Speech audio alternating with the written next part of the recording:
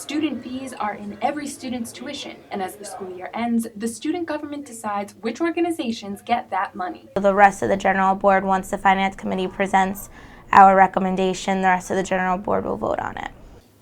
For clubs like the Pre-Health Professional Society, sometimes that money just isn't enough. As of right now, we have a very small budget. We have $50 to spend on like a Kickstart meeting at the beginning of our semester, which is pretty much means we can spend it on like snacks and stuff like that, and that's about it. It's just kind of figuring out, who's new or if they're putting on a new event that they've never done before, just being a little cautious of putting so much money towards it where we know that a really successful event in the past, so we just have to be cautious of that. However, some events that do draw crowds, like the plays put on by Fourth Wall Theater, are unchartered and therefore not funded by the school.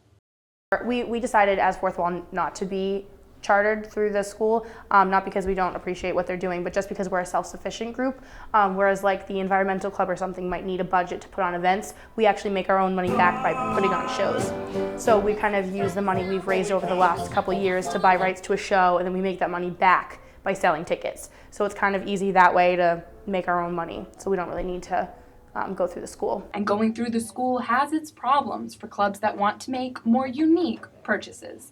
What we'd really like is to get money to buy some blood pressure cuffs and stethoscopes, because we're trying to get like a hypertension blood pressure campaign going in New Haven, but we're having a very difficult time getting our hands on that money because we can't use the money that's been specifically allocated for our Kickstart meeting for other things like that would be more beneficial for us.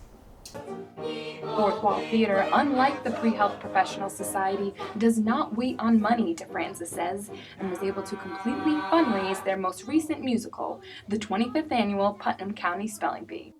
Kind of decided that we were kind of self-sufficient without that, and that we could make our own money, and if we needed to fundraise, we could, which we did, and we actually ended up, we're in a really good place financially now because of the amount of attention and audience Spelling Bee drew in.